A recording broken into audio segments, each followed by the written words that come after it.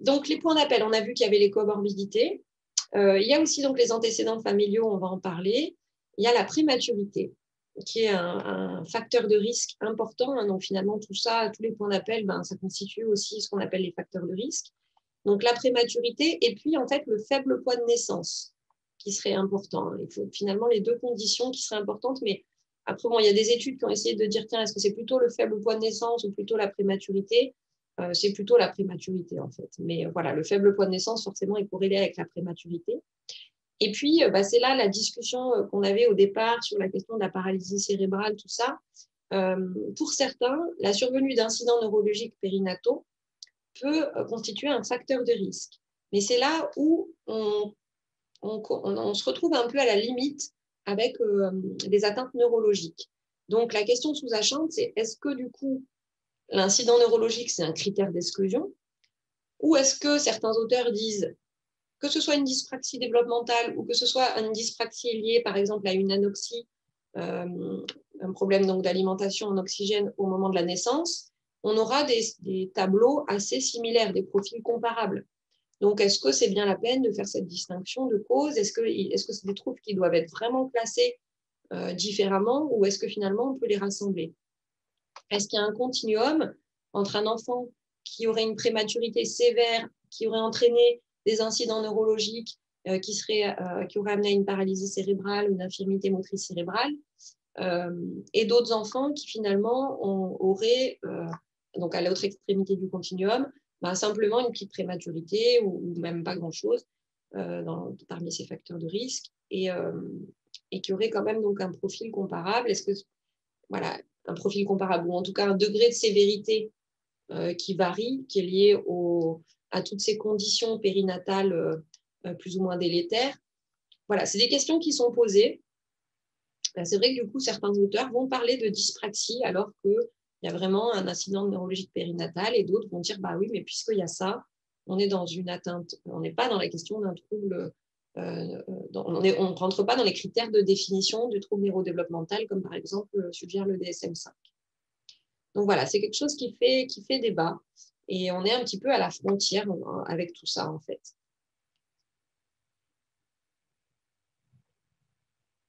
Oui, voilà, on parlerait plus de paralysie cérébrale. C'est vrai que je n'ai pas trop peut-être la bonne terminologie à ce niveau-là. Et puis les troubles oculomoteurs. Donc là, il y a des études aussi qui sont faites qui montrent que les enfants avec dyspraxie ont plus de particularités au niveau oculomoteur. Donc, l'oculomotricité, on est dans une notion de mouvement aussi. Hein.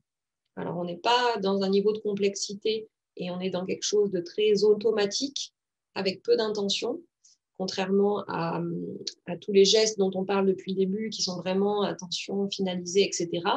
Au niveau oculomoteur, les mouvements sont beaucoup automatisés, ce qui n'empêche pas que ce sont quand même des mouvements intentionnels qui sont dirigés vers des buts, voilà, porter son regard, etc. Donc, il n'y a pas vraiment de consensus autour de ça, mais c'est quelque chose qui est intéressant à creuser, qui pose un peu question. C'est vrai qu'on a l'impression que certains enfants vont avoir des difficultés qui vont concerner les mouvements de leur corps, mais aussi du coup les mouvements de leurs yeux, et qui est peut-être aussi en lien avec les particularités qu'on retrouve dans tout ce qui concerne l'analyse visuospatiale.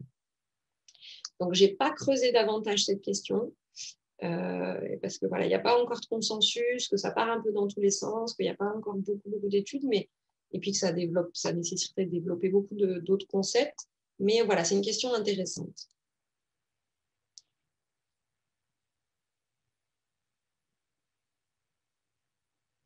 Oui, tout à fait, je suis d'accord avec vous. Hein. On doit s'ouvrir sur tous les types de handicaps qui ont une origine neurodéveloppementale et tenir compte des comorbidités.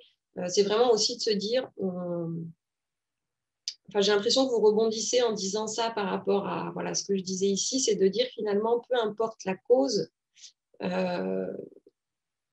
si on a les critères pour dire que c'est quelque chose de gênant dans le quotidien, qui recouvre tel ou tel symptôme, qui a des conséquences dans la vie quotidienne de l'enfant, voilà, quand je disais qu'il est gênant, je pense que l'important, c'est de poser les diagnostics quand on a les critères pour les poser. pour que les difficultés de la personne soient prises en compte, soient reconnues, peu importe d'où elles viennent. Et voilà, tout ça, c'est juste des questions de classification. Et donc, c'est juste des questions de seuil, de limites qu'on met, de critères qu'on pose de façon subjective, en fait. Enfin, des critères qui sont choisis, c'est des choix. Et donc, c'est des frontières qui bougent. Donc, peut-être que dans l'avenir, on intégrera tous ces troubles liés au développement, des troubles neurologiques liés qui arrivent très, très précocement, avec les troubles neurodéveloppementaux. Sans doute que tout ça peut créer finalement une seule et même entité. Effectivement. Et les antécédents familiaux, je voulais simplement faire une remarque parce que j'avais trouvé ça dans une étude de Alice Gomez en 2015 et qui s'intéresse, donc Alice Gomez, je vous encourage aussi à aller voir ses travaux, qui a fait donc beaucoup de choses autour de la dyspraxie et donc du TDC. Et en fait, qui avait posé cette question de dire finalement, ce n'est pas la première à le faire, mais voilà, j'ai trouvé son schéma dans sa présentation. Finalement, tout ce qui va être... donc, dans les antécédents familiaux, on peut considérer tout ce qui est génétique et puis on peut considérer aussi tout ce qui va relever du niveau de l'environnement socio-économique, socio-culturel. Et en fait, elle, ce qu'elle dit, c'est elle dit que l'influence génétique et l'influence socio-économique sont parfois difficiles à dissocier parce qu'en fait, on peut imaginer qu'il y ait du coup une origine génétique au trouble qui fait que le parent donc, a de faibles capacités motrices et qu'en fait, son trouble, les troubles neurodéveloppementaux que présente un parent, parce que là, c'est valable pour la dyspraxie, mais en fait, c'est valable pour tous les troubles neurodéveloppementaux qui sont souvent associés, qui sont plus présents dans des niveaux socio-économiques plus faibles.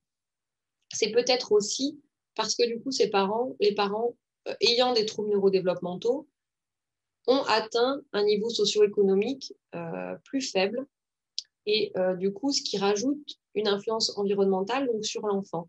Donc lui, il y a l'influence génétique qui est présente et éventuellement donc, l'influence environnementale qui influe, donc, qui joue donc sur la sévérité, par exemple, de ces difficultés motrices. Et donc, on a une double association, à la fois sur le niveau socio-économique et sur des aspects génétiques, qui peut-être ont une cause commune, ou en tout cas créent un cercle vicieux. Donc voilà, c'est parfois difficile de dissocier tout ça. Et ça, c'est valable un peu pour tous les troubles neurodéveloppementaux, finalement. Ce que je vous propose, c'est qu'on fasse une petite pause parce qu'on a bien avancé. Donc, on va se ressourcer un peu sur le plan attentionnel. Pardon, je n'avais pas vu votre question, Louis. Coordination du geste manuel ou pédestre? Alors, du coup, je ne sais plus trop à ce moment-là de quoi on parlait.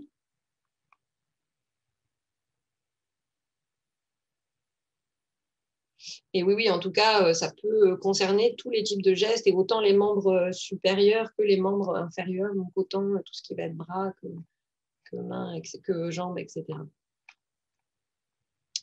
Oculomanuel, oui, dans la coordination aussi entre ce qui se passe au niveau oculomoteur et ce qui se passe au niveau manuel, tout à fait.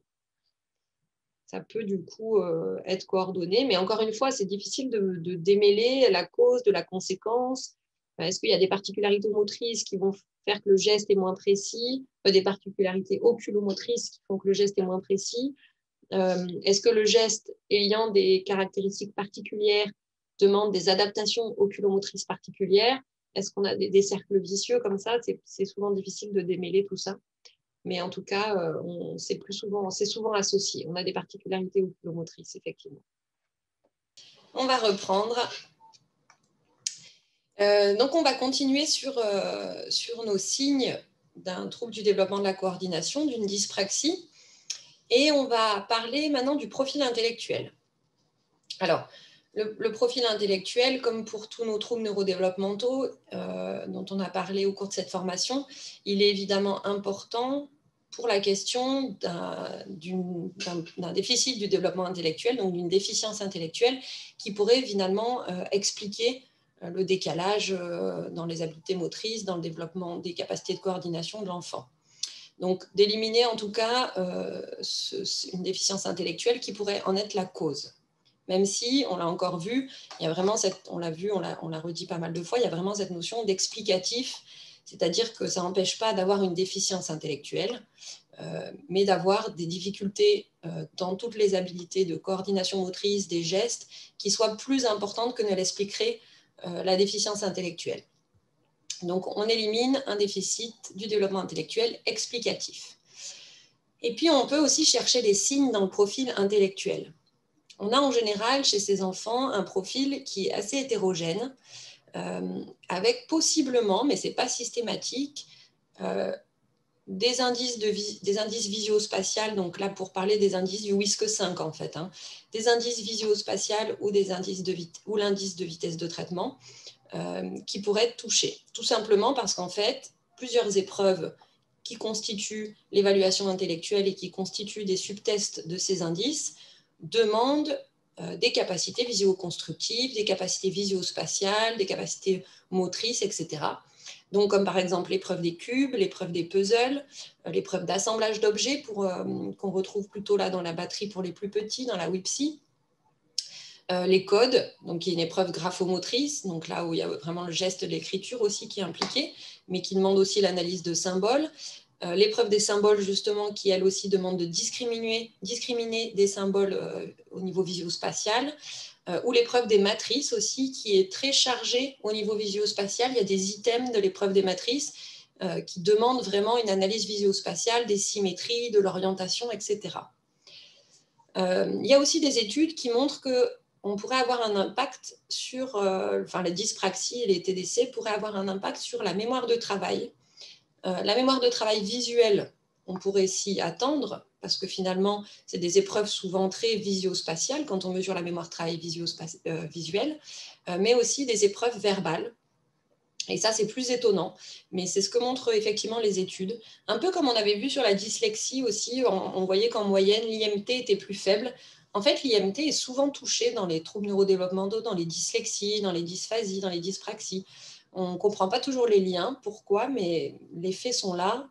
C'est vrai que c'est souvent des enfants qui ont des indices de mémoire de travail un peu plus faibles.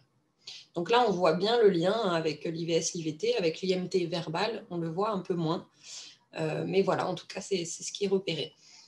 Donc, ce n'est pas systématique, ce n'est pas parce qu'on a un trouble visio-spatial, ce n'est pas parce qu'on a une dyspraxie, ce n'est pas parce qu'on a un TDC qu'on aura forcément l'épreuve des symboles qui sera moins bonne, ou l'épreuve des matrices, ou l'épreuve des codes, etc. Alors, c'est un peu plus évident pour ce qui est des cubes et des puzzles, où là, l'impact d'un trouble visio-spatial est un petit peu plus fort sur ces épreuves-là.